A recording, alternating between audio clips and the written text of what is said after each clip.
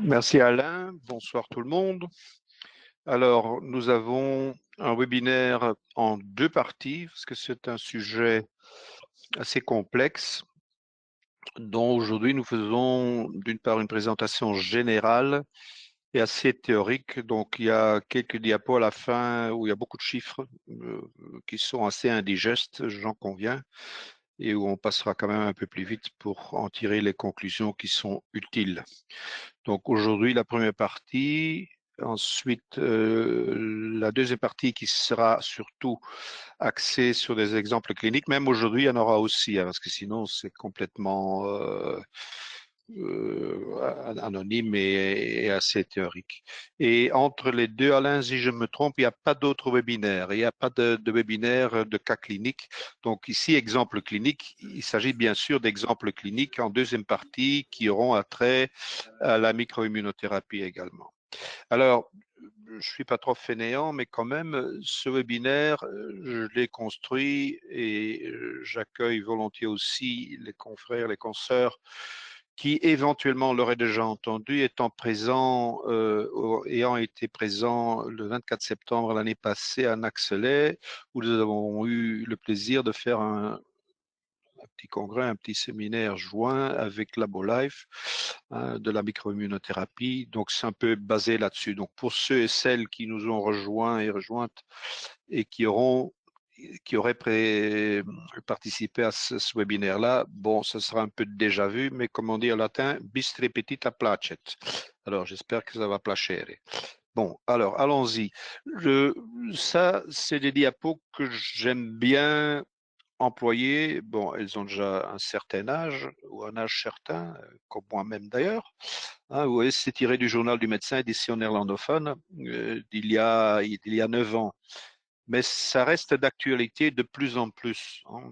On parle de médecine personnalisée. Alors, si on laisse faire l'industrie du médicament, développant une médecine personnalisée, bon, on va vers la faillite de tous les budgets de sécurité sociale parce que ils vont nous fabriquer des médicaments de niche et s'ils les fabriquent avec le modus qu'on connaît actuellement, ce sera impayable. Alors quand même, nous aussi déjà, hein, comme M. Jourdain faisait de la prose sans le savoir, nous au CEIA, on fait de la protéomique, enfin, et on en faisait avant qu'on ne connaisse le mot, donc on faisait comme Jourdain de la prose sans le savoir, mais aussi on a toujours eu, c'est un des énormes principes et des énormes avantages, un des énormes atouts de la méthode, c'est que on essaye de la personnaliser, l'approche aussi bien diagnostique et directement tirée de là, l'approche thérapeutique d'une manière personnalisée le plus possible. Alors la médecine personnalisée, c'est pas moi qui l'ai dit, hein, doit être aussi individuelle que notre ADN. Hein. Et ce qui est intéressant, ce que dit le monsieur à gauche, hein, la traduction des résultats de laboratoire, dont nous faisons partie bien sûr, vers leur application clinique doit être optimisée par une collaboration interdisciplinaire. Alors là, après tant d'années, on reste un peu sur sa faim de voir que ça évolue. Oui, ça évolue, mais ça évolue tellement lentement. C'est souvent un peu la procession d'Echternach. Et quand même, hein, ajoute Joe Burry, la médecine du futur sera stratifiée. Hein, il faut plusieurs. Ça me fait toujours penser, cette prononciation-là me fait penser à un des adages de feu Éric Raymond, cofondateur du CEA, hein, qui s'est basé pour la méthode sur la théorie générale des systèmes, hein, qui est aussi une stratification. Hein. Parce que ça, c'est important dans la médecine personnalisée et j'ouvre une porte ouverte. Bien sûr, one fits all, c'est de la foutaise. Hein. Aller prescrire, par exemple, surtout dans des diagnostics nébuleux tels que fibromyalgie, fatigue chronique, etc.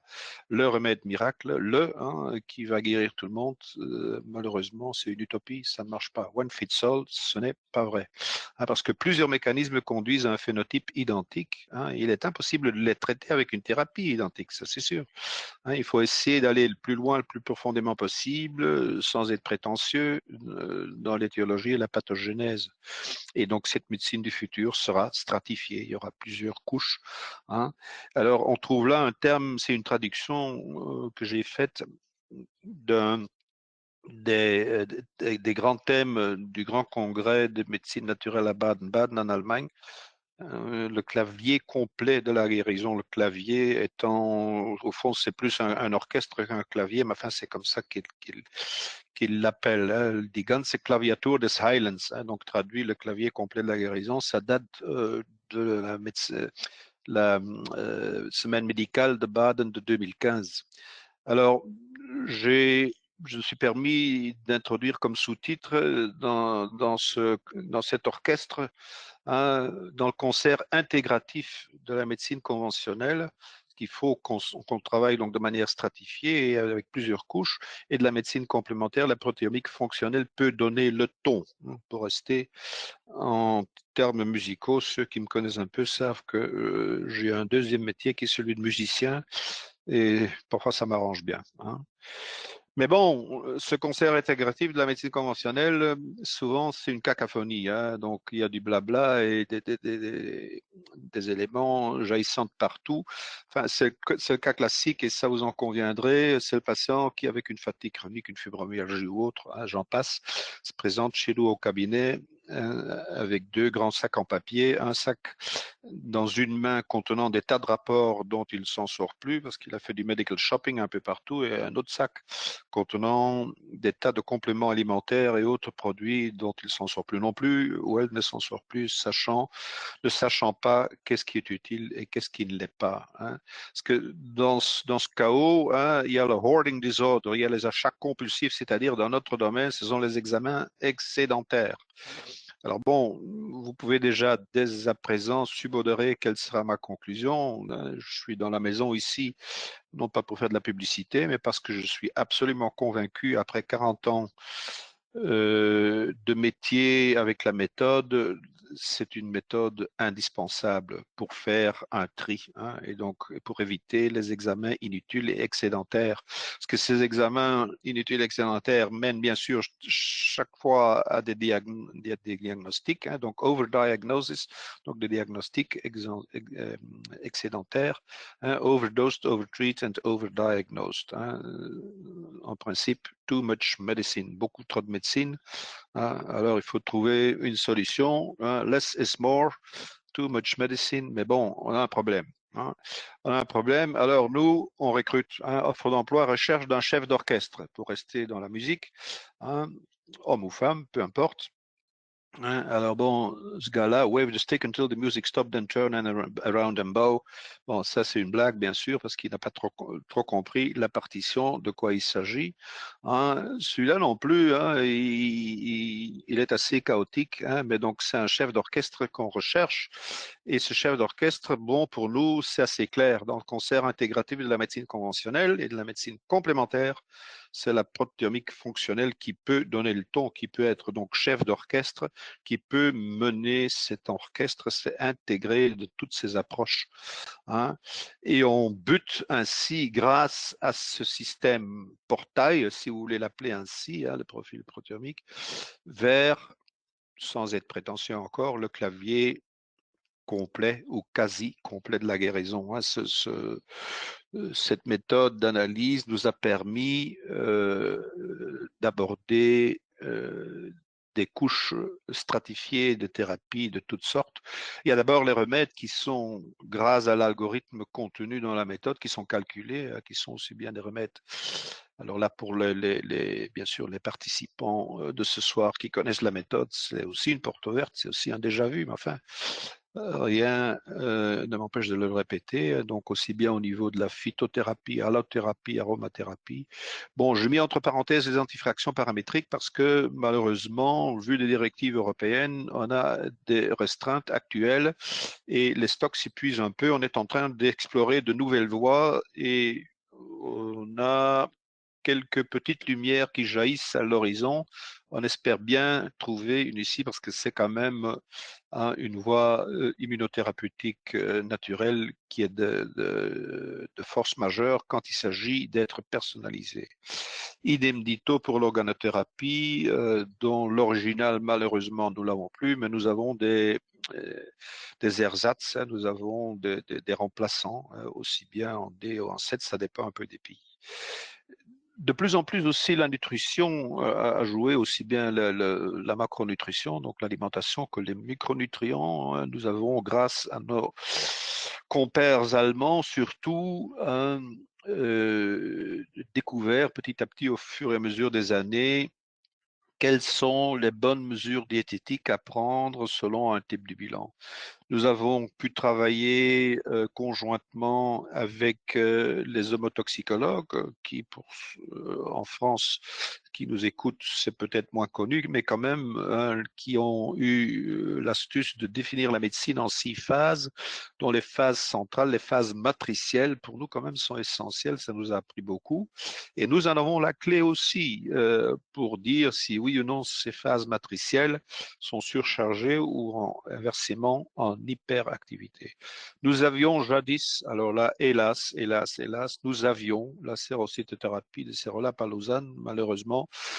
Ils ont fait faillite, donc on ne l'a plus. Alors j'ai mis en gras, bien sûr, puisque d'aujourd'hui, il s'agit de microimmunothérapie. Nous avons maintenant, nous avons toujours eu, mais petit à petit, mais c'est pas facile, je l'admets d'office, et nous allons voir tout de suite pourquoi. Ce n'est pas facile de trouver des ponts, des liens, des corrélations directes, certes non, indirectes oui. Alors bon, je peux passer, hein, on a pu retirer des anthroposophes leur emploi de guide, du Viscom, pour l'élargir dans un spectre beaucoup plus large que le spectre anthroposophique oncologique. On a la thérapie microbiologique qui joue un énorme rôle avec nos interfaces mucosales.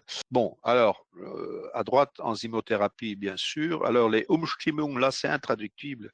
Hein, c'est là encore en France, je m'excuse, l'ozonothérapie, l'ultraviolet, etc. C'est pas évident. La neurothérapie, bien oui. La médecine orthomoléculaire, bien sûr.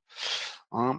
Alors, pourquoi il intervient là? C'est pas, bien sûr, c'est pas une méthode de thérapie, mais c'est un diagnostic d'intolérance alimentaire. Mais là encore, j'insiste, enfin pour moi, libre à chacun, à chacune, bien sûr, de prescrire des bilans d'intolérance alimentaire, mais il faudrait passer tout d'abord par le portail du bilan protéomiste, parce que le bilan protéomiste donne la voix, hein, c'est le chef d'orchestre qui peut dire, oui, si éventuellement songer, si surtout il y a des indications cliniques, songer à une possible intolérance alimentaire, alors voire de faire un bilan d'intolérance en second lieu, en secondaire. En, plus loin, l'hydrocolonothérapie, pas courant non plus chez nous ni en France. L'oncologie complémentaire, ça dépend des possibilités. Le low dose naltrexone, lui tout seul, il vaut déjà un séminaire complet. Et puis bon, pourquoi, il ne faut pas l'oublier, l'allopathie, parfois on se sert de produits, de ressources allopathiques qui peuvent être intéressants. Hein, voire ne pas trop longtemps et surtout ne pas trop, mais tout ça faisant partie de ce clavier ou de cet orchestre complet de la guérison, bien sûr, guérison, Heilung en allemand, ils sont peut-être un peu prétentieux, mais donc aujourd'hui, on essaye de trouver cette relation avec la microimmunothérapie. Alors là encore, pour ceux et celles de la microimmuno qui nous ont rejoints ce soir et qui ne seraient pas encore complètement initiés au bilan pour les autres, je m'excuse parce que c'est de la répétition. Hein. Aussi à droite, un bilan anonyme, je ne sais même plus de quel patient il s'agit. Hein, mais donc la méthode de protéomique fonctionnelle dite protéomiste, c'est un modèle biostatistique. Hein.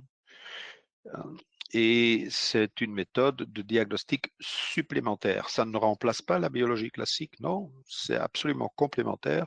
L'un est structurel, ceci c'est fonctionnel. Hein. Et aussi en cas de nosologie connue, même en cas de diagnostic connu, parce que la sclérose en plaques, je m'excuse, mais elle n'existe pas. Il y a des scléroses en plaques. Hein. One fits all, non, je m'excuse. Hein, donc, il y a, moi, grâce au bilan le moyen de faire un diagnostic différentiel fonctionnel même pour une maladie connue. Hein. Mais bien sûr, encore beaucoup plus dans le sens d'une méthode de diagnostic complémentaire en cas de nosologie incertaine. Hein, parce que bon, même si cela a un numéro au code SIM10, la fatigue chronique, la fibromyalgie, la spasmophilie, je ne crois même pas que la spasmophilie a un numéro. Fibromyalgie, je le connais par cœur. M79,9, fatigue chronique, c'est R53, je crois. Enfin, je passe. Mais bon, ce sont des diagnostics officiels, mais c'est des diagnostics, je m'excuse, ce sont des diagnostics de poubelle. Hein, si nous faisons des bilans de ce type chez des fibromyalgiques, bon, on n'en trouvera pas 10% de semblables. Dans la fatigue chronique, peut-être on trouvera un sous-groupe de 25 voire 30% maximum de semblables. Mais alors bon, s'il n'y a qu'un petit tiers qui se ressemble un peu, à quoi ça sert de les traiter tous de la même manière? Ça va tomber. Je m'adresse au régisseur. Il y a mon éclairage qui s'éteint. J'espère que tout le monde continue à me voir. Hein. Et bien sûr, le dernier, c'est le plus important de tous. En absence de diagnostic, il y a des gens, des patients, et ça vous en conviendrez, qui font, comme je l'ai déjà dit, du medical shopping, qui vont de cabinet en cabinet parce qu'ils ne trouvent nulle part l'explication de leurs plaintes, de leurs symptômes. Et là, le bilan peut certainement aider sans avoir la prétention de dire, bon, maintenant, nous trouvons un diagnostic qui est repris au CIM10. Non, ce n'est pas vraiment là l'important. L'important, c'est de trouver cette manière personnelle d'expliquer au patient, à la patiente, ce qui ne va pas ou ce qui va trop fort. Hein. Alors, quels sont ces points forts du profil pour l'utilisation de la micro-immuno? Hein, là encore, c'est des généralités, mais ils sont quand même d'importance. C'est une évaluation qualitative et fonctionnelle, donc pas quantitative, hein, mais qualitative et fonctionnelle. Nous ne voulons pas dire que ce n'est pas du flux artistique, c'est absolument basé sur des mesures objectives, objectivables, reproductibles dans des conditions de laboratoire tout à fait rigoureuses, hein, pour qu'on puisse bien sûr comparer un bilan à l'autre. Pour en arriver donc à un diagnostic, à un traitement absolument personnalisé. Hein. C'est un diagnostic visuel des systèmes, des grands systèmes homéostatiques, hein, allant des défenses cellulaires et humorales vers le système hormonal, le système nerveux. Hein. Et là, sera, même si vous retenez de cette introduction pour la micro-immuno qu'une phrase, retenez celle-ci. C'est complémentaire au typage lymphocytaire, parce que bien sûr, le typage lymphocytaire, c'est l'atout en or, hein, c'est l'outil doré des micro-immunothérapeutes, et pour cause, ils ont tout à fait raison. Mais le bilan, on le verra tout de suite, montre des éléments que le typage lymphocytaire ne montre pas, et vice-versa. Et dans ce sens, ce sera aussi bien prédictif et on pourra baser sur cette prédiction une prévention et on trouvera toujours pour un traitement des conseils thérapeutiques concrets personnalisés.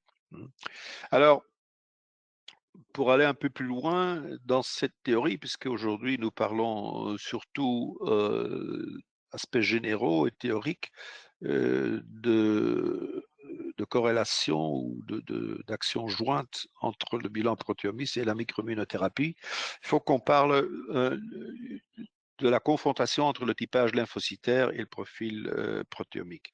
Alors, j'ai appelé ça différences et similitudes à l'exemple de différents patients. Donc, on verra quelques patients, mais on verra beaucoup plus de cas cliniques dans le webinaire prochain. Alors, ici aussi, j'ai eu le plaisir de pouvoir présenter ça lors d'une semaine médicale à Baden, déjà en 14, il y a 9 ans déjà.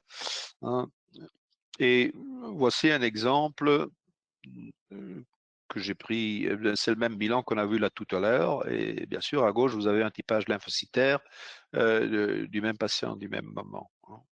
Alors, avant d'entrer dans les détails, le typage lymphocytaire, c'est la base diagnostique de la microimmunothérapie. Ça, on est tout à fait d'accord, et c'est pas moi qui veux le refouler, mais qui montre surtout des analyses basées sur des processus intracellulaires et via la paroi cellulaire. Tandis que la protéomique fonctionnelle, elle part du sérum, donc ce seront des modifications sériques extracellulaires. Et là déjà, vous pouvez subodorer cette complémentarité.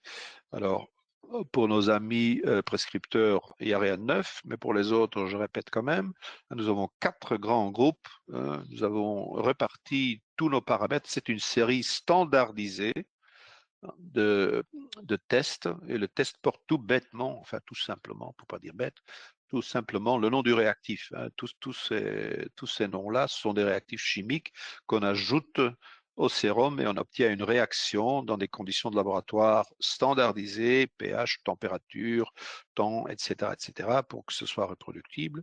Et nous avons reparti l'ensemble de toutes ces réactions avec une logique de laboratoire, c'est-à-dire en partant du pH isoélectrique, hein, du floccula, donc du produit de réaction. Nous avons déterminé le pH isoélectrique et nous avons réparti tous ces tests, des tests d'une part produisant un floccula ou des protéines flocculées avec un pH isoélectrique acide, hein, où nous avons vu que ces protéines-là sont essentiellement des glycoprotéines, GP, glycoprotéines, qui répercutent la réactivité de l'immunité cellulaire innée aspécifique, lignée myéloïde. Pourquoi je mets tout ça? Parce que quand nous discutons avec des confrères, des consoeurs qui s'y connaissent en typage lymphocytaire et en microimmunothérapie, quand nous disons réactivité ou immunité cellulaire, ils pensent, et c'est leur bon droit, immédiatement aux T lymphocytes. Les paramètres verts ici, et là déjà vous voyez la complémentarité des deux systèmes. Les paramètres verts ne sont pas à la une, ne sont pas la répercussion de l'activité des lymphocytes T, ça c'est la lignée lymphoïde, ici lignée myéloïde. Alors, ceux mis en... Bon, oui, vous aurez compris qu'ils ont tous, tous les tests ont une couleur standardisée, hein, donc, qui est une couleur réelle d'ailleurs. Hein, il y a moyen de visualiser des glycoprotéines avec la concanaveline verte, les lipoprotéines rouges avec le fat red, le rouge gras, et les immunoglobulines alcalines avec le bleu de Koumassi. Le violet, la quatrième catégorie, ça c'est une couleur fantaisiste, le violet étant un peu la mixture d'un peu de tout. Mais donc, je répète, glycoprotéines, surtout réactivité ou essentiellement répercutant la réactivité de l'immunité cellulaire innée aspécifique, la myéloïde, c'est-à-dire les neutrophiles, les macrophages. Hein. Alors, les lipides, et ça pour moi, c'est un des, après 40 ans, je n'en reviendrai jamais, c'est un des tout grands atouts du système et où, sans être prétentieux, pour tous les autres systèmes, vous conviendrez avec moi qu'actuellement, quasi tous les laboratoires classiques mettent aussi un pas ou un pied vers ce qu'ils appellent une biologie intégrative, fonctionnelle, etc. Hein, ils donnent un nom, hein, et ils font des tests ou des bilans complémentaires à la biologie classique. Mais à chaque fois, je n'ai encore jamais pu voir, comprendre que ces systèmes ou ces approches ont une interprétation des lipoprotéines et des lipides en relation avec le système nerveux, ce qui est essentiel. Hein, ce qui est essentiel, non, il reste figé, bloqué dans la compréhension des lipides en fonction du risque cardiovasculaire. Apparemment, le lobby du cholestérol a bien travaillé pendant déjà plus de 3 générations, hein, et ça va en prendre quelques-unes, je crains, pour en sortir. Mais donc, pour nous, il est clair au plus haut degré que les lipides, même les lipides sériques, et bien sûr leur expression via les lipoprotéines, la réactivité des lipoprotéines, expriment un statut fonctionnel du système nerveux dans tous ces étages, là encore stratifiés, hein, allant du système périphérique, montant vers le système subcortical, cortical, voire même émotionnel. Hein, donc il y a moyen de voir, vive la théorie générale des systèmes de Bertalan Amphi, que M. Raymond aimait bien, hein, il y a moyen de voir des émotions dans un bilan sanguin. Ça semble drôle, mais c'est réel, croyez-moi. Les immunoglobulines alcalines, c'est l'immunité humorale, donc c'est des anticorps. Oui, c'est des anticorps, mais c'est des anticorps sous modulation endocrinienne. Là encore, c'est une plus-valeur que nous avons découverte. Il y a cette relation qui, à première vue, semble un peu drôle, mais qui est réelle. Tous les jours, on le constate hein, ce parallélisme entre cette immunité humorale qui est surtout endogène, et quand elle dérape endogène, ce sera de l'auto-immunité, hein, et certaines fonctions endocriniennes stéroïdiennes surtout. Et bon, alors finalement, le quatrième groupe qui, pour la plupart des néophytes dans la méthode, les embête un peu parce que c'est les tests larges, hein. C'est aussi, surtout, et surtout, c'est pas uniquement, mais c'est surtout une immunité humorale, encore des anticorps, mais là, pas endogène, mais exogène, sous modulation exocrinienne, c'est-à-dire tout ce qui passe par nos interfaces de contact. Alors, nos interfaces de contact, c'est les interfaces mucosales, hein, BISMALT, Mucosa Immune System, hein, Mucosa Associated Lymphoid Tissue. Alors, lymphoid tissue, ça résonne peut-être déjà un peu dans les oreilles des typages lymphocytaires. Bon, alors, grosse question, où est cette relation entre, d'une part, ce bilan et ce typage lymphocytaire-là? C'est pas évident, hein? C'est pas évident. Je vous montre pour cela un exemple, hein, où, à première vue, on n'a plus de questions que de réponses, parce que c'est une dame avec une grosse stomatite afteuse. Vous voyez à gauche son typage lymphocytaire. Bon, à part ces natural killers, même les plus, ils sont normaux. Il y a pas beaucoup à voir. Tandis que dans le bilan, même si on est au fit dans le cas, hein, pour ceux qui n'ont jamais vu un bilan, nous réduisons les chiffres obtenus au laboratoire de l'activité de chaque paramètre, nous le recalculons en écart type pour même sexe et même âge, de 0 étant 0 écart, hein. Donc, si vous êtes parfait, mais heureusement, cette personne-là n'existe pas, vous aurez tous vos points alignés au 0, hein. Et nous admettons pour nous-mêmes, ce qui est sévère, nous admettons qu'un écart type à cheval sur le 0, un demi à gauche, un demi à droite. Là, nous déterminons cela théoriquement comme zone de normalité. Alors à droite sont acheminés, et là, beaucoup de médecins débutants disent, mais enfin, pourquoi c'est toujours à une autre place, hein? Parce que bien sûr que dans un protocole de laboratoire classique, hein, il y a d'abord la VS, puis il y a les globules rouges, puis il y a les index des rouges, puis il y a les blancs, puis il y a la formule, etc., etc. Ça se trouve toujours à la même place, mais chez nous, la page avec les chiffres, là aussi, ça se trouve à la même place. Mais bien sûr, ici, dans le bilan, non. Ils se trouvent comme ils sont en réalité chez le patient, hein. Alors bon, il faut être daltonien et aveugle pour pas le voir, mais vous voyez que allant de plus en plus vers la droite, en montant dans la colonne de droite, les points s'écartent de plus en plus sur l'échelle des écarts types, hein. Donc vous trouvez en haut et à droite la partie du bilan qui est écarté en hyper-RJ et idem dito. Et là encore, un grand avantage vis-à-vis de la biologie classique, que la biologie classique, elle est quantitative. Bon, on peut avoir des hypos, hein, on peut avoir des diminutions, mais avant de voir des diminutions fonctionnelles, il faut que ça baisse fort, hein. Tandis qu'ici, à gauche, bon, on peut voir déjà des baisses bien de manière assez précoce. Mais ici, il ne faut pas douter. Alors, pour ceux qui n'auront pas encore vu, et même pour ceux qui le connaissent, je crois qu'ils peuvent me croire, hein. Donc, on a une augmentation très, très nette, même allant jusqu'à 3 écarts types de tous les paramètres verts, glycoprotéiques, dont nous savons que c'est l'immunité cellulaire innée myéloïde, c'est-à-dire inflammation, ensemble avec un paramètre lipidique, le fameux paramètre du bon cholestérol. Alors là, je ne vais pas laisser m'emballer parce que ceux et celles qui me connaissent le savent que quand je prends le mot bon cholestérol en bouche, j'attrape des palpitations, hein. Donc il y a le bon cholestérol qui est beaucoup trop actif. Et le bon cholestérol, je répète, là, nous sommes en corrélation avec le système nerveux. Et ici, il ne faut pas douter pourquoi, c'est un paramètre de la douleur, hein. Alors bon, c'est un bilan très inflammatoire, disons que c'est douloureux. Bon, une stomatite afteuse, je crois qu'on est d'accord. Mais qu'est-ce qu'on voit dans le typage lymphocytaire? Ben, il reste muet. Donc là, c'est complémentaire. Alors pour aller chercher un peu plus loin, qu'est-ce qu'on a fait, hein? On a fait comme Linus Carl Pauling, prix Nobel, qui dit le meilleur moyen d'avoir une bonne idée, c'est d'en avoir beaucoup. Alors, d'en avoir beaucoup, moi, j'ai pas la prétention d'en avoir beaucoup. On s'est réunis. On s'est réunis hein, et on a pris, mon copain Van Rentregem et moi-même, des paires de bilan et des paires donc de bilan d'une part et des paires de typage lymphocytaire d'autre. Bon, comme on n'était que deux, hein, on ne met pas encore beaucoup. Ça a été présenté lors de cette présentation à Baden, 25 hommes et 67 dames. Je sais, c'est pas énorme comme chiffre, hein, ça s'est reparti. Alors l'intervalle, là aussi, c'est discutable, mais bon, comme on dit à Bruxelles, on fait avec. Hein.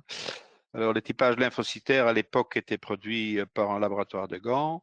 Nous nous sommes fait aider par le docteur Dorfman, qui à l'époque travaillait chez LaboLife, et les profils, bien sûr, étaient faits chez nous, et l'analyse a été faite par Alain, ici présent. Hein. Alors, voici la diapo peut-être la plus intéressante. Hein. Ça, c'est le top 10 des paramètres du profil où nous avons des corrélations avec le typage lymphocytaire. Alors, qu'est-ce que, bon, c'est en allemand, mais c'est pas tellement intraductible parce qu'hypo-hyper en allemand ou en français, c'est la même chose. Qu'est-ce qu'on peut en déduire hein plusieurs choses. D'abord que le top 10, ce sont tous des paramètres de la famille immunoglobulinique, aussi bien de la famille bleue endogène, comme je l'ai décrite là tout à l'heure, que de la famille exogène. Hein.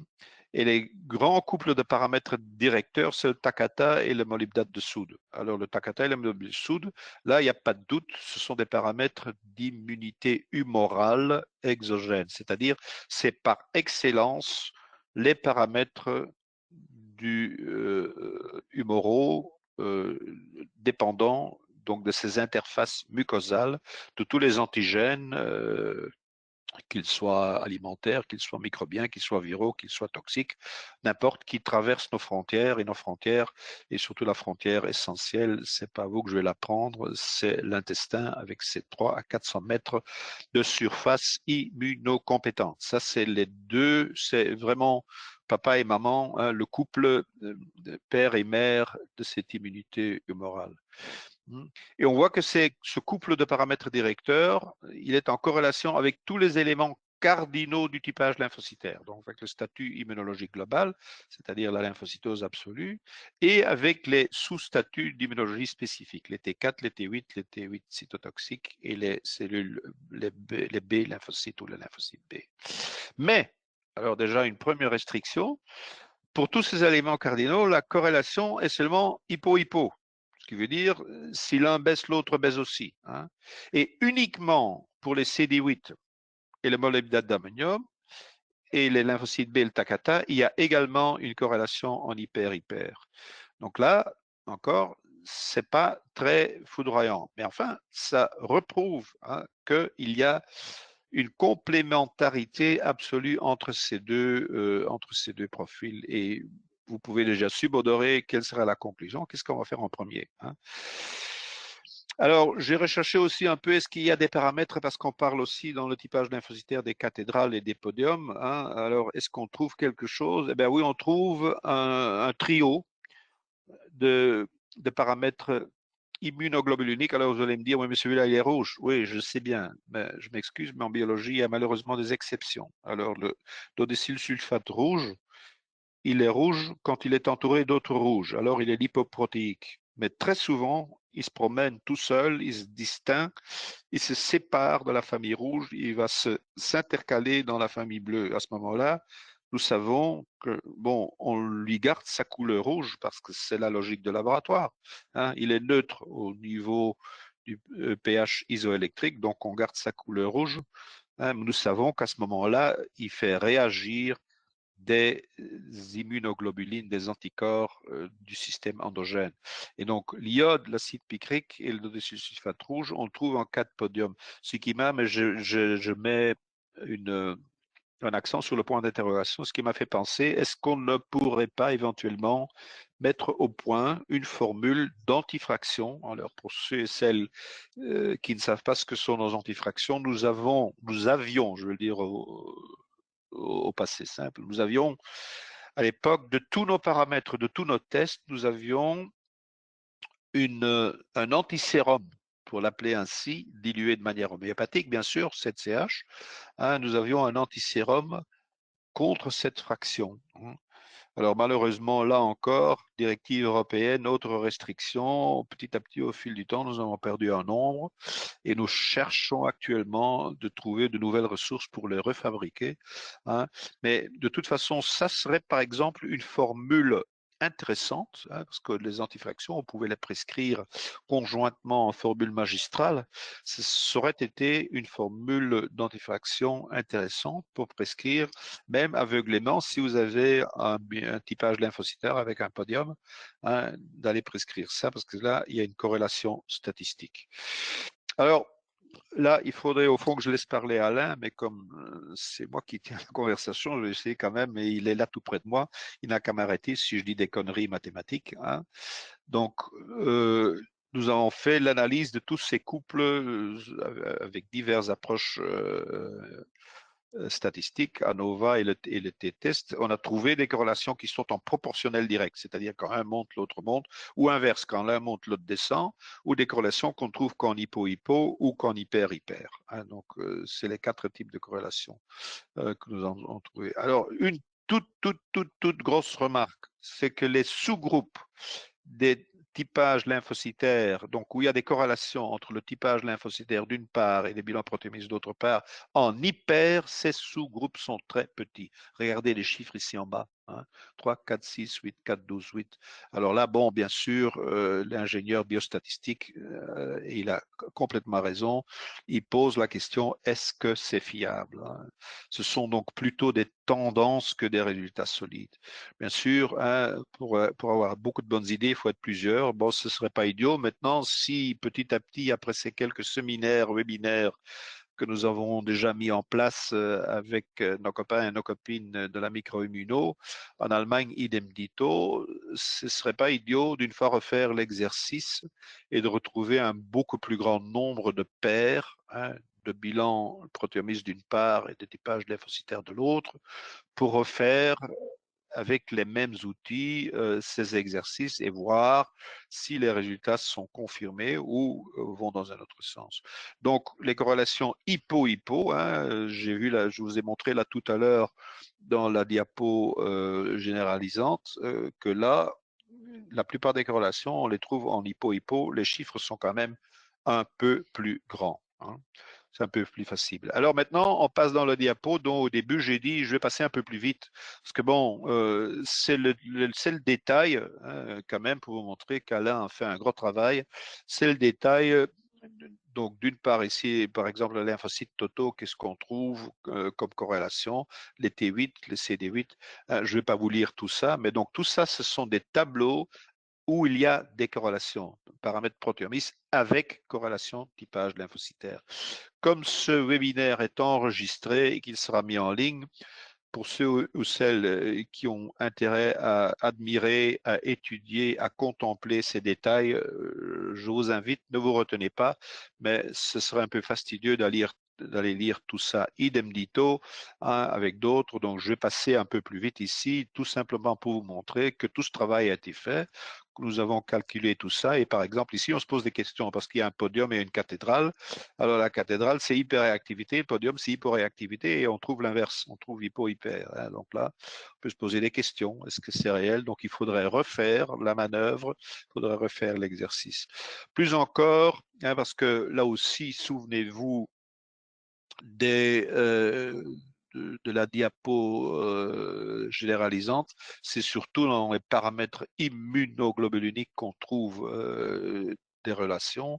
Quand il s'agit de vert et de rouge, ça devient un peu beaucoup plus, on se demande, on se pose des questions, hein, on se pose des questions, parce que bon, la corrélation entre les paramètres verts qui sont une lignée myéloïde et les B lymphocytes, bon, moi ça me fait quand même mettre des grands points d'interrogation. Idem dito avec les lipoprotéines, parce que les lipoprotéines, hein, je le répète, si vous voulez retenir une chose ce soir pour ceux ou celles qui n'ont jamais encore entendu parler du bilan protéomics, c'est que nous avons un atout majeur essentiel pour l'évaluation de la fonctionnalité du système nerveux dans tous ses étages, dans toute sa stratification, et c'est les lipides. Alors ici, pour classer les lipides dans l'immunologie, c'est pas évident. Je répète, il faudrait des chiffres beaucoup plus grands. Hein. Idem ici, je m'étonne d'avoir une absence de typologie violette avec ces paramètres-là. Donc, je suis désolé, hein, mais cette étude nous a laissé plus de questions qu'elle nous a donné de réponses. Hein. Surtout là aussi, l'index, nous avons un index d'activité entre les paramètres HDL haut niveau système nerveux et LDL bas niveau métabolique, pardon, je vais trop vite. Hein, cet index-là, à notre grand étonnement, il est en corrélation avec presque tous les paramètres du typage lymphocytaire et à présent, on ne comprend pas pourquoi. Alors, je reviens à ma stomatite afteuse de là tout à l'heure, hein, donc absence de corrélation avec la typologie hyperverte inflammatoire. Hein, point d'interrogation. Alors pourquoi? Eh bien pour ça, hein, et ça c'est essentiel. Hein, je répète, les paramètres GP, glycoprotéines, les profils protéamis, ils sont la répercussion de la lignée myéloïde. Tandis que le typage lymphocytaire, il est là, hein, c'est la lignée lymphocytaire, ça c'est évident. Donc, ils sont juxtaposés, mais ils sont issus, même s'ils sont issus de la cellule souche de la moelle, bien sûr, mais c'est deux lignées complètement différentes. Donc, je répète encore une fois, ces deux bilans sont parfaitement complémentaires. L'un n'exclut pas l'autre, au contraire. Hein. Alors là aussi, là c'est un petit tableau que j'ai construit des paramètres protéomiques sans corrélation avec le typage lymphocytaire. Hein. Et là, c'est essentiel. Vous retrouvez dans les paramètres verts ce que nous avons appelé les paramètres du système matriciel. Alors, je vous ai parlé tout au début du système de l'homotoxicologie, hein, qui a résumé la médecine en 6 phases, dont les phases matricielles sont centrales. La matrice mésenchymale intercellulaire, c'est notre mésenchyme, c'est notre tissu connectif. Moi, je dis toujours à mes patients, hein, c'est la caserne, c'est l'habitat de l'immunité cellulaire myéloïde aspécifique, hein, donc des granulocytes. Ce sont des histiocytes aussi longtemps qu'ils habitent cet habitat mésenchymal. Une fois qu'il sort de l'habitat mésenchymal pour entrer dans la circulation sanguine, ça devient des neutrophiles. Hein.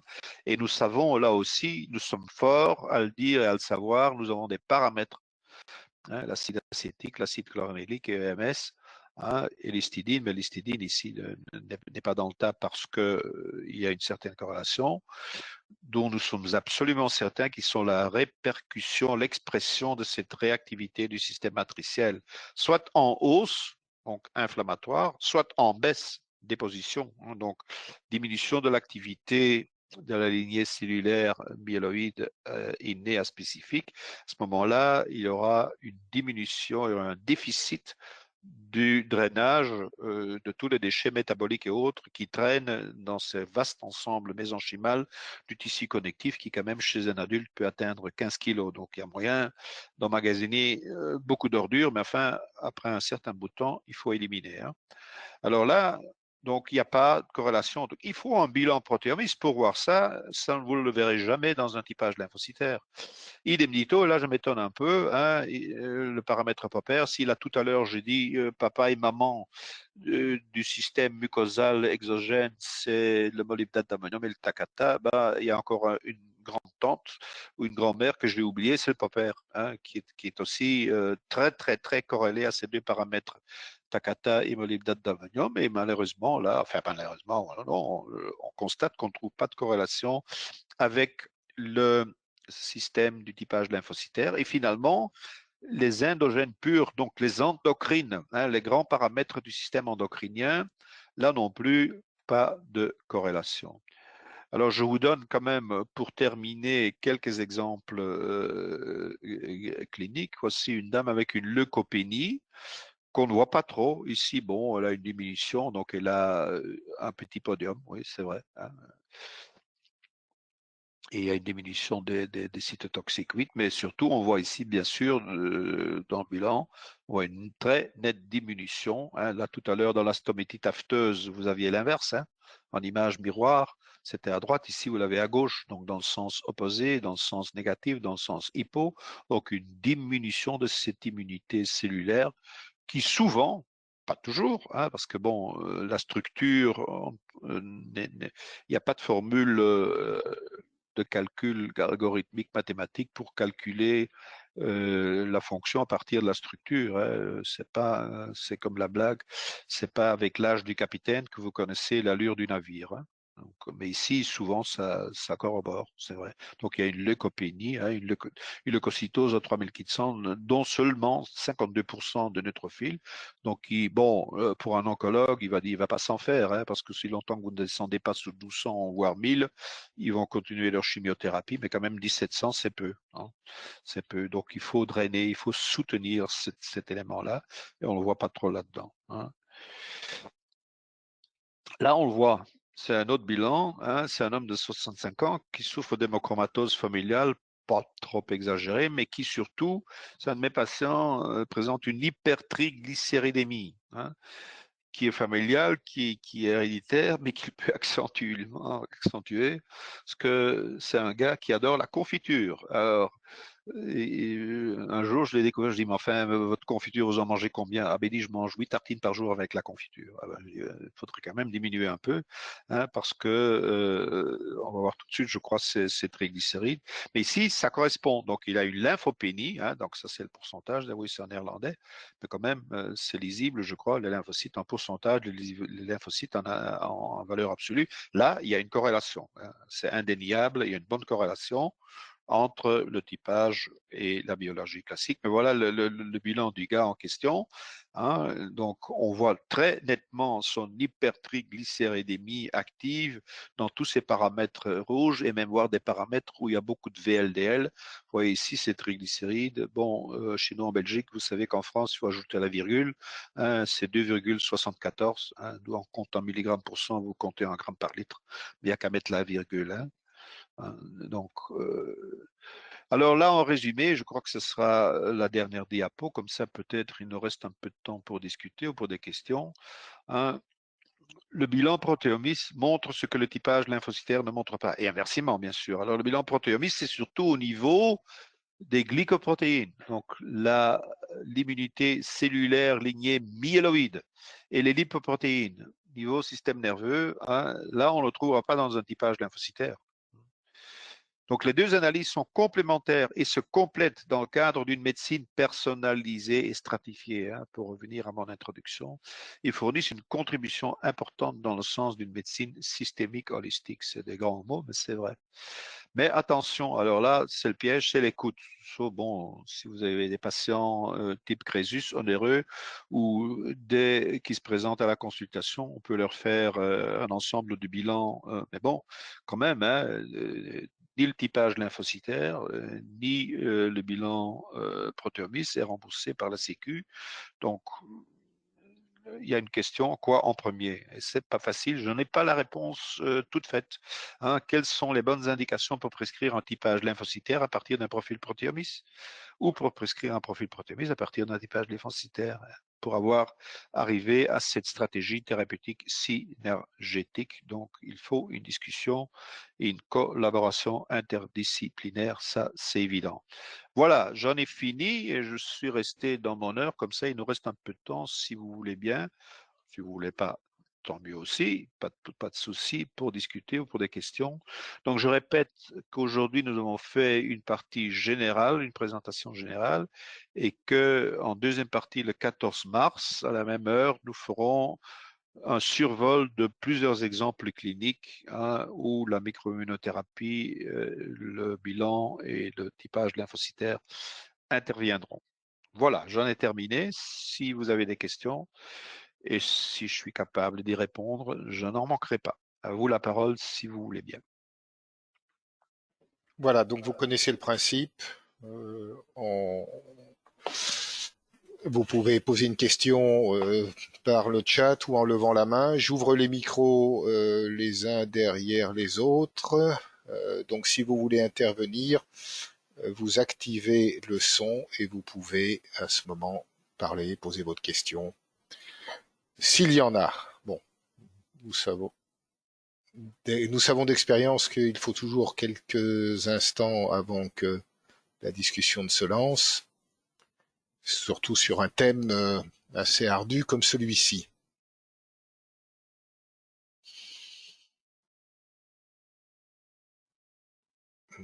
Pas de réaction?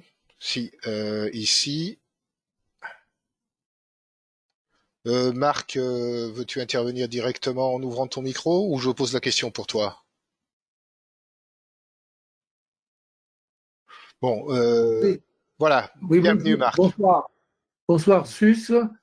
Tu parles du typage lymphocytaire, mais tu ne cites pas TH1, TH2, TH17 que j'ai l'habitude d'utiliser, qui permettent de vérifier un peu plus les TH4, les T4, et qui, à mon avis, peuvent apporter une information supplémentaire.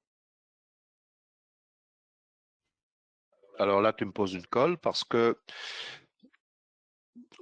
je ne veux pas dire que je suis incompétent. Après autant d'années de cabinet, ce serait pas, c'est pas très honnête, mais c'est vrai que moi j'ai travaillé la plupart du temps que j'ai fait des typages lymphocytaires avec ce modèle de typage que je vous ai montré et qui était offert par le laboratoire CRI à Gand, où en effet il manquait ces éléments-là.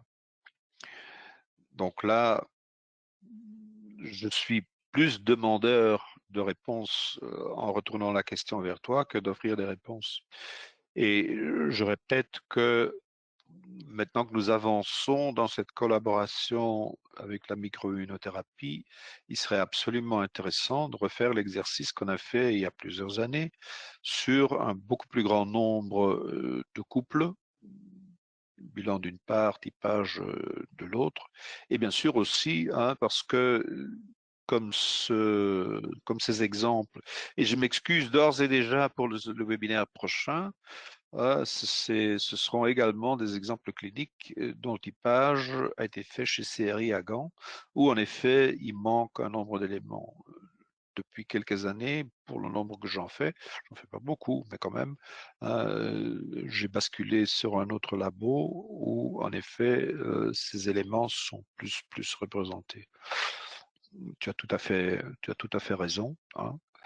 Mais donc, je ne suis pas capable de donner de bonnes réponses. Je ne sais pas si dans l'audience, il y a des consoeurs, des confrères qui nous écoutent, qui ont plus d'expérience déjà en microimmunothérapie. Parce que bon, ici, je me présente pour ce webinaire faisant partie des meubles de la maison, bien sûr, depuis tant d'années, et ayant sans être prétentieux, quand même une très vaste expérience dans le bilan protéomics, mais une expérience qui ne tient pas son parallèle du côté du typage lymphocytaire. Donc là, je ne suis pas capable de te donner une réponse directe.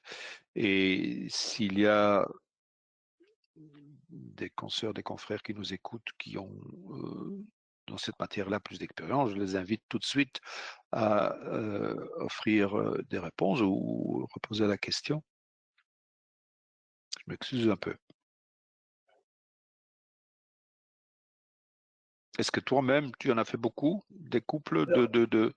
Moi, j'étais effectivement toujours sur l'ancienne forme du typage lymphocytaire, comme tu pratiquais, jusqu'au jour où je me suis trouvé confronté à des blocages au niveau thérapeutique sur, par exemple, des maladies de Lyme, des maladies auto-immunes, et on va dire l'apport du TH1, TH2, TH17 et Treg, T régulateurs, ça nous a permis de comprendre pourquoi les gens étaient bloqués dans leur thérapeutique.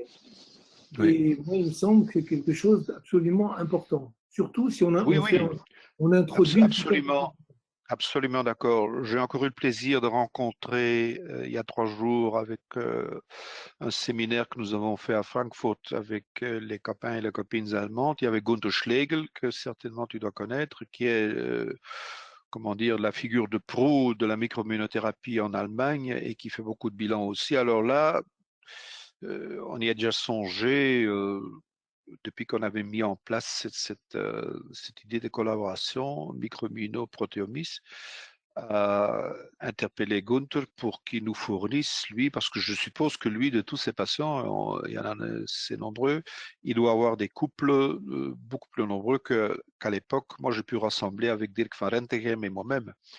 Et en effet, les typages qu'ils font en Allemagne, ils contiennent cet élément TH17 et rapport TH1, TH2 dont tu parles, ça c'est sûr. C'est absolument une piste, je note, et c'est absolument une piste à explorer, je suis tout à fait d'accord. D'accord, merci.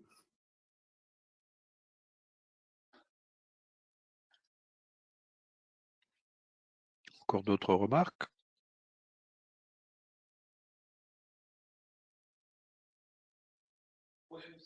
On me pose une question, je la répercute, je ne sais pas si c'est... je la répercute telle quelle de la part de Madame Hermance. On parle des problèmes de mitochondrie en post-Covid. Est-ce que les profils peuvent aider sur cet axe?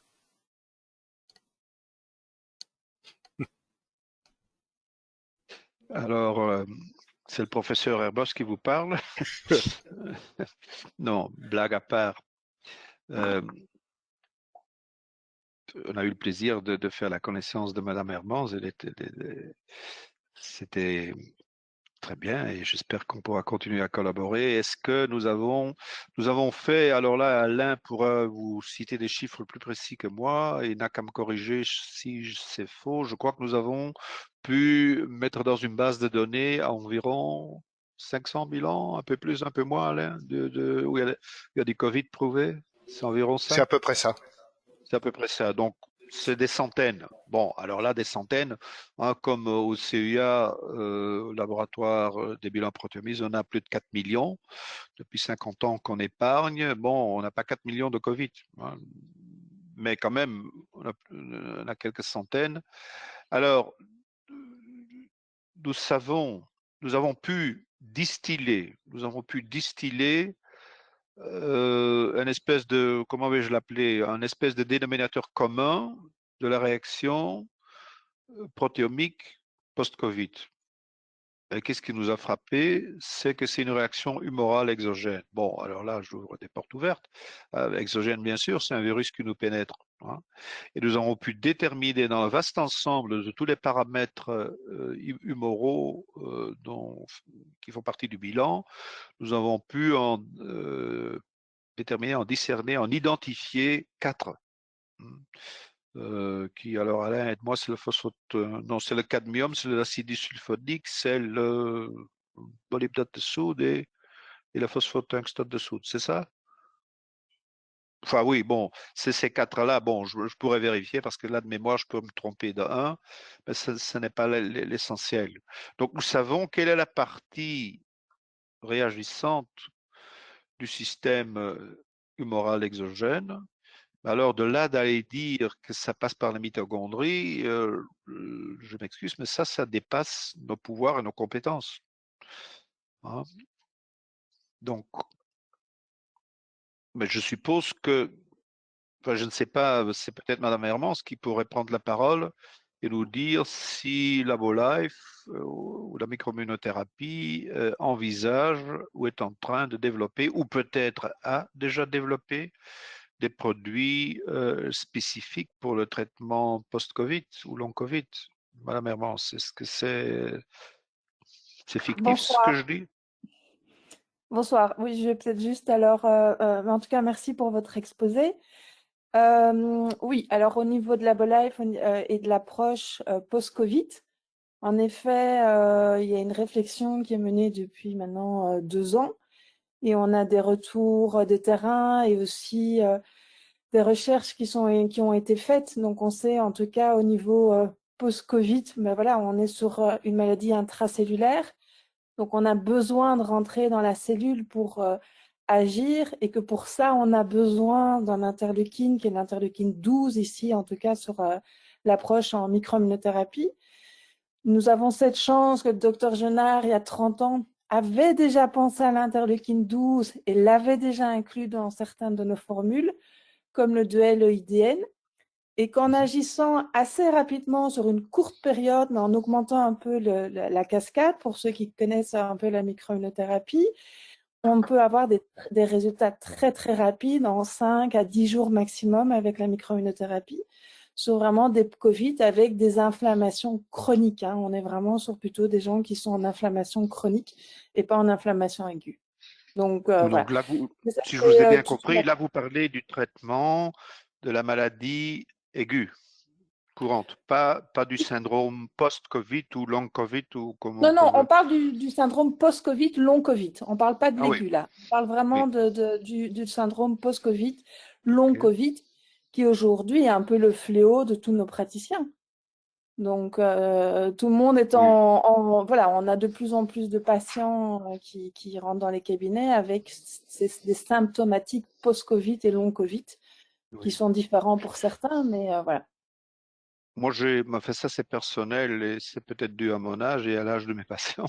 Moi, j'ai un grand déjà-vu avec les années 80 où il y avait la première hype de la fatigue chronique dont nous étions sûrs aussi, enfin nous, les bien-pensants de la fatigue chronique, de Merler, etc., étaient sûrs que c'était du post-viral. Et j'ai un peu ce sentiment-là maintenant qui se présente et que c'est un fléau, oui, Très petit oui, tout, voilà, un peut-être. un Voilà, petit peut-être. fléau, un petit fléau. Tout à fait. Mais en tout Oui. cas, il y a une Mais grosse il serait réflexion. intéressant si en effet vous développez le produit, il serait intéressant de pouvoir discerner avec le bilan d'une part, voir si le bilan discerne ou met en vue ces quatre paramètres, enfin, ou l'ensemble avec les quatre paramètres dont je vous ai parlé, que nous avons pu identifier en Covid et post-Covid, pour voir en effet si on obtient des résultats d'une clinique, bien sûr, d'une part, parce que c'est là le plus important du patient, et faire le contrôle en même temps pour voir si à ce moment-là, les quatre paramètres en question redeviennent à la norme ou baissent. Tout ça, c'est des pistes excessivement passionnantes et intéressantes. Exactement, exactement. Mais voilà, on va rester de toute façon en contact. Je pense que autant mes collègues allemands que français qui travaillent avec les profils protéiques ou les typages, hein, parce que Oui. finalement, il y a un peu, on choisit un petit peu en fonction de son patient. C'est quelque chose qui serait, je pense que tout le monde serait très intéressé de pouvoir avoir cette double vision, en tout cas. Oui, absolument. Merci. Absolument. Merci, Madame Hermans. Je vous en prie. Encore d'autres remarques, questions? Marc, tu peux intervenir directement si tu veux. D'accord. Oui, est-ce qu'on a repéré un profil particulier en post-effet secondaire au vaccin, au pseudo-vaccin anti-Covid? Moi, je vois actuellement des gens qui ont des soucis après les vaccinations. Est-ce qu'on voit apparaître quelque chose? Est-ce que c'est légitime de faire, par exemple, un profil protéomiste pour repérer une Oui. anomalie particulière? Oui, alors je réponds d'abord à la dernière partie de la question. Alors, je veux dire d'office, oui.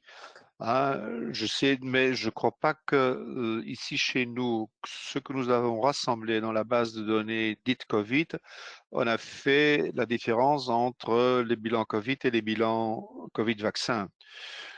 Donc là, je crois qu'à l'un, nous n'avons pas d'éléments statistiques. Or, je reviens à mes escapades en Allemagne, récentes et moins récentes, enfin aussi moins récentes, mais quand même liées à l'époque Covid, où je sais que Madame Fischer, qui est un peu mon équivalente protéomiste en Allemagne, et qui travaille elle aussi très intensément avec la microimmunothérapie, et Günther Schlegel aussi, nous ont montré, mais là, bon, c'est des case reports, ça, c'est pas des statistiques, ce sont des cas où je me suis étonné de voir plusieurs, il y en avait, bon, comme ça de mémoire, c'était pas samedi passé, mais c'était le webinaire avant, 5, 6, je crois, donc c'est pas immense comme nombre, mais quand même, c'était des bilans très différents. Hein, donc donc là encore, enfin, je veux dire des grossièretés, mais de mettre le long Covid dans la même foulée et dans le même groupe que la fibromyalgie, l'asthénie post-virale, quelle qu'elle soit la fatigue chronique, je suis pas d'accord. Hein. Pas d'accord. Je suis absolument convaincu que tout le monde réagit de manière personnalisée, hein, et aussi au niveau immunologique. Et que même si on retrouve, hein, c'est ce que j'ai montré dans la première diapo ou une des premières diapos, si on retrouve le même phénotype, hein, la même partie de l'iceberg faisant surface au niveau symptomatique, il y a en dessous plusieurs voies étiologiques qui sont complètement différentes.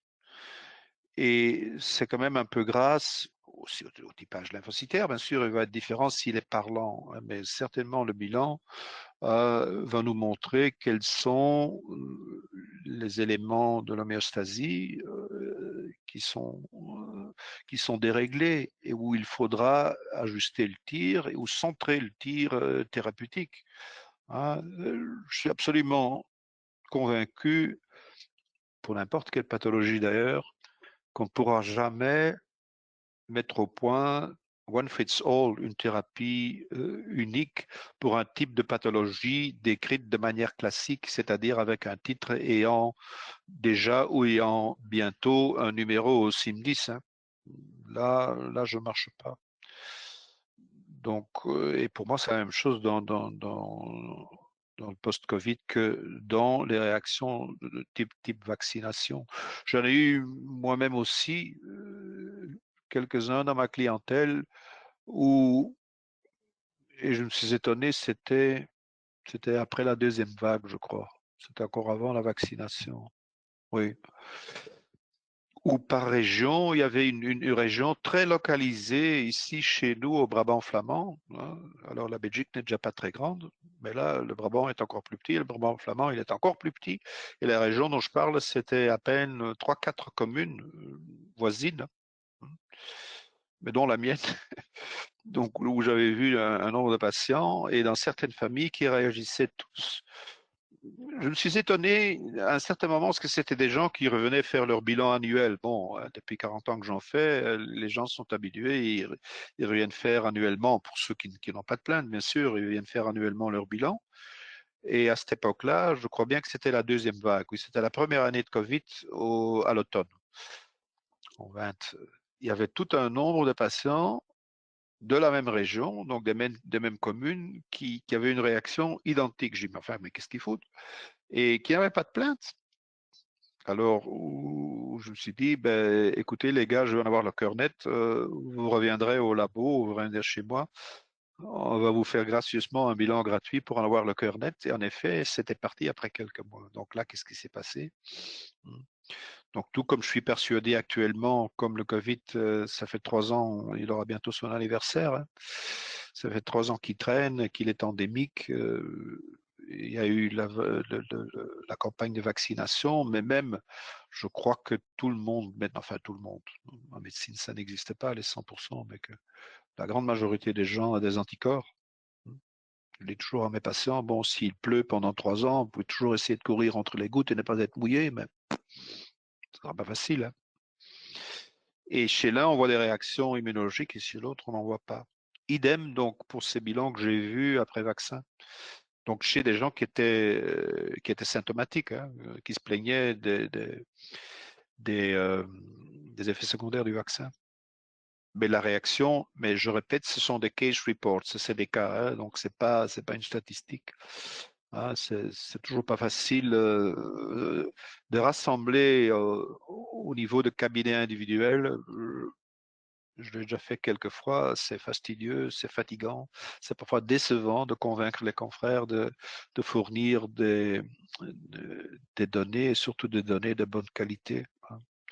On comprend un peu, là c'est une remarque à part bien sûr, on comprend un peu que les études bien faites, bon, ça doit avoir un design, hein, un protocole et une construction qui est bien faite, et quelqu'un qui ne fait que ça pour surveiller la qualité d'enregistrement des données. Hein. Bon, alors nous, on traite des patients, hein, et à côté, on essaye quand même de faire un peu de science et rassembler les données. Mais je suis absolument pas convaincu qu'il y a une réaction unique, uniforme, homogène vis-à-vis du vaccin, ni vis-à-vis du virus, bien sûr aussi, c'est la même chose. C'est un peu mon idée.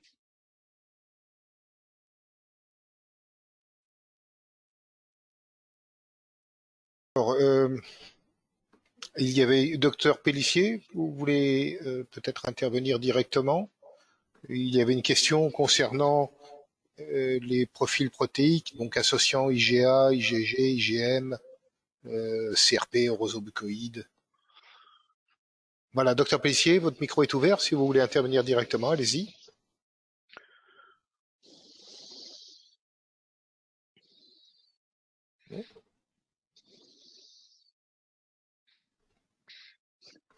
On n'entend pas la question. Non. Pourtant, le micro est ouvert. Bon, c'est pas grave. Donc, c'était Tu peux répercuter la question? la question qui était plus une remarque, mais qui était dans l'item précédent, où on parlait du profil protéique et donc associant IgG, IgA, IgM, CRP, orosobucoïdes, enfin tel qu'on le connaît. Hein, C'était le mais qui profil de fait, Giraudet, c'est oui. ça? Bon, il y a une certaine redondance avec le profil protéomice. Voilà. Oui, alors bon, je ne sais pas dans quelle direction il faut répondre à cette question. Parce que les profils de Giraudet, donc les profils de protéines spécifiques, je me rappelle, moi, bon, j'en ai jamais fait. Hein. Je vais déjà mettre mon parapluie. J'en ai jamais fait. Je sais qu'à l'époque, je crois que c'était, Alain, tu me corriges, c'était les années 80. À l'époque où j'ai encore eu le plaisir de connaître Jean Paclet, qui est un des grands génies de la méthode, et qui avait eu une espèce de, enfin je vais être impoli, mais je l'appelais quand même la querelle des bouffons, entre d'une part le profil des protéines spécifiques et d'autre part le profil protéique que nous appliquons. Alors le profil protéique, je répète, j'en ai jamais fait, donc je dois faire, je dois rester réservé sur son intérêt. Il permet de discerner un tout petit nombre de protéines spécifiques dans le sérum, parce que même si on fait IgA, IgG, là, c'est déjà très vaste comme item. Moi, je ne suis pas convaincu. Alain m'a fait une remarque. Oui, Non? c'était l'association avec le typage lymphocytaire. Hein, donc l'association de ce profil avec le typage lymphocytaire. Non, alors là, je suis désolé. Je me déclare incompétent. Non, Okay. je suis désolé, je ne peux pas y répondre. Comme je n'en ai jamais fait, je ne sais pas. Ok, alors. Donc, voilà. Autre intervention, autre remarque? Je reprends un peu la parole. Je viens de constater on va dire le bénéfice d'associer les deux bilans, protéomice et typage lymphocytaire, car j'ai beaucoup basculé entre les bilans. Moi, j'avais un peu laissé tomber le bilan CIA à cause de la disparition des injectables que j'avais beaucoup aimé. Ça, c'est sûr mais actuellement, donc, il faut essayer de faire avec ce qu'on a. Et je pense que l'association des deux, protéomice et typage lymphocytaire, c'est à mon avis d'un intérêt croissant. Hein. Je vois vraiment une possibilité incroyable de faire du diagnostic pointu. Ben, je suis absolument d'accord avec vous. Je répète, c'était la dernière remarque, c'est qu'il faut faire un peu attention au coût, que tous les patients ne sont pas préparés à débourser les deux bilans en même temps et ça nous laisse le doute par lequel va-t-on commencer. Mais vous avez absolument raison, hein. S'il y a une chose que même avec cette étude très, très réduite, non prétentieuse du sou que nous avons appris, c'est que c'est absolument complémentaire. Hein, que l'un nous apprend des choses que l'autre ne nous apprend pas et inversement. Ça, absolument d'accord. Alors, c'est vrai que le coût est un blocage peut-être pour certaines personnes, mais quand je vois des gens qui sont en errance médicale, qui amènent des quantités de bilans refaits et refaits et qui n'apportent rien, je me dis que Absolument, finalement, hein, absolument. Oui, voilà. vous avez tout à fait raison. Je suis parfois horripilé aussi quand je vois, je vous décrivais là tout à l'heure le patient qui s'amène avec ses deux sacs, les analyses d'une part et les compléments alimentaires de l'autre, où il a déjà déboursé des milliers d'euros. Ah, bon, il y a les patients qui à ce moment-là qui disent, bon, si vous allez me sortir d'affaires, je m'en fiche si ça me coûte encore 2, 3, 400, 500 euros. Ah, mais c'est pas évident pour tout le monde.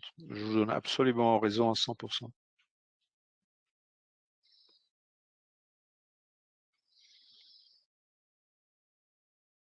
Encore des remarques, Alain?